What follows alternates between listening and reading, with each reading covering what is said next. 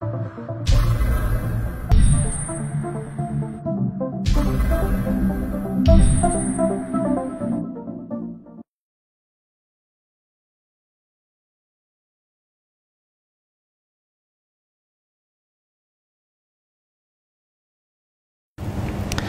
kийинкиси падыша боло турган адам шайлаганда хуснул баян, айта турган сөзүн эптеп айта ала турган, өзүнүн пикирин ачыктана билдирет адам болуш керек.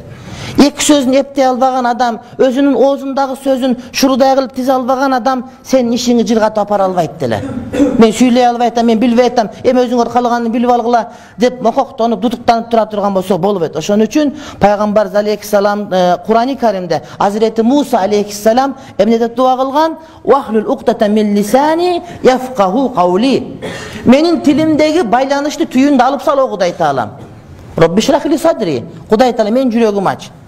Andan gelip durup vahlul uqtata min lisani, tilimdegi tüyünü alıp sal, yafqahu qawli, adamlar menin sözüm düşüne turgan bolsun deyip. Padişahlık kaysi bir dengelde peygambarçılıktın bir bölügünün bölügü. Demek padişah ol oturgan adam, sen şeyler turgan adam, ayta turgan pikirin, ideyasın, sözün sana jönököy жеткиликтүү açık dilde aytıp berila turgan boluş gerek. Ayta alбай турган адам болсо жок, анда ага кыйын маселе, урматтуу бир тууганым. Мен кийин айта турган болуп кетем, кийин ачылып кетем эмес, бизге ушул ачылганы даяры керек болот, урматтуу бир тууганым. Анткени адамдарга, уга тургандарга түшүнө турган усулда сүйлөш керек. Андан кийинкиси хуснул инсаат вал истима. Падыша боло турган адам senin sözünü uğala turgan boluş gerek. Senin sözün uğup, toluk uğup bütse, andan keyin toluk düşünöt. Sen baştaganda Bismillah degende Ar-Rahman Ar-Rahim'de özün pütürüp koyalım dep ukpay turgan bolsa, al erten taptakırlı sözün ukpayt. Oşun üçün sen şeyler turgan adam söz uğala turgan, söz uqqanga kudreti var. Oşogo sabırdı adam gerek. Antkeni sözdü uğu padişah bolbogon gündö dele her bir adamdın ulu adevinin katarına koşulat. Andan keyinki söz urmatlı bir tuğanım an yetejennebe el fuhşa fil kavl. Padişah bol oturgan adam özünün sözünde fuhş dep koyut, jaman sözlerden alыс bolgon boluş gerek. Sögünbögen boluş gerek. Sögüngen erdik emez. Sögüngen batırlık emez. Gebir өлkөнүн prezidenti şunday eken, üç sözünün birindele ekö sögüş bolat eken, oy azamat düşünüp sögünüp başkarat eken, vayanniler uşunda sögünmöйүнчө başkarbayt. Bolbogon söz şunun bardığı. Oşo sögüngöndür uşunu emne özlerine şariattaştırıp algan ele söz. Taptakır tuur emez. Sögün oturgan, boğ oğuz bolgon, oğuzu buzuk bolgon adamlar dağı şaylabaş gerek. Andan sırtkarı bunun sözünde gıybat bolboş gerek. Padişah bol oturgan adamdın oğuzu gıybattan taza boluş gerek.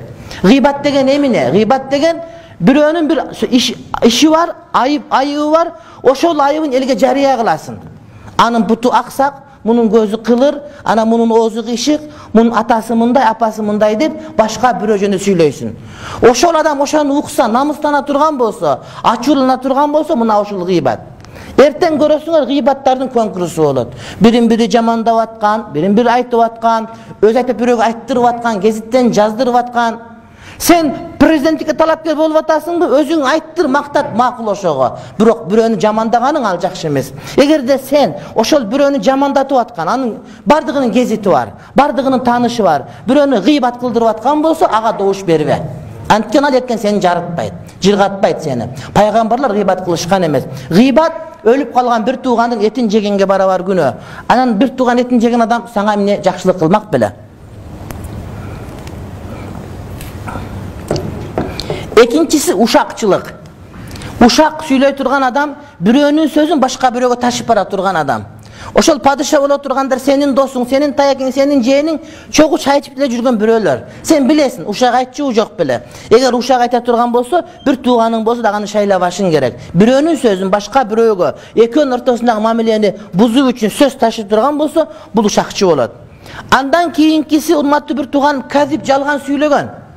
Жалган сүйлөгөндүгүн билебиз бардыгыбыз. Мен мындай деген андай болбой калган, мындай деген тигиндей болбой калган. Мен андай кылбайм деген кайра ушундай кылып атканы бар.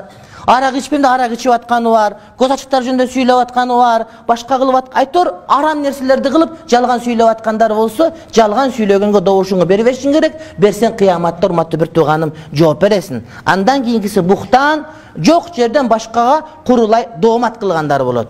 Жок эле нерсени. Ал ушундай кылган, мындай кылган деп. Саясатчыларда бул нерсе көп учурайт. Анткени бизде саясатчы дегенде эле эки жүздүү болуш керек деген өздөрү түшүнүп алгандар бар. Бул таптакыр туура эмес маселе. Адамдарды канчалык көбүрөөк алдасаң, канчалык азгырсаң, канчалык тилиң агыз, ошолорду түшүндүрүп айтып койсоң, ошолорду муйтуп койсоң, бирок аткарганың мааниге эмес, айтып муйтканың мааниге сен жакшы саясатчың деген бул таптакыр туура эмес формула, туура эмес түшүнүк.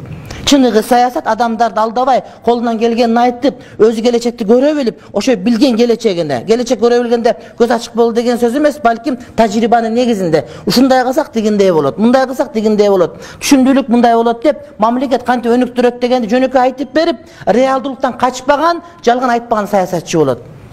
Дүйнөнүн бардык чоң саясатчылары, Вашингтондо айтабызбы, же болбосо бияктагы мисалы үчүн жанагы Индиянын жанагы Гандиси болобу мисалы үчүн, же болбосо Мухаммед Бахадкир болобу, же болбосо ким айтты чоң-чоң саясатчылардын бар дүйнөлүк деңгээлдеги. Өлкөсү чындап көтөргөндөр, булар жалган айткан эмес, реалдуулук менен гана элине жаккан адамдар. А биздикилер жалган айтып эптеп азыр кутулуп алсам, башым аман болсун, көчүгүм ичесин деген саясат, бул эч кандай саясат эмес, бул деген алдамчылык, көз боемочулук, бул деген керек чоң маскара поз, урматтуу бир туугандарым.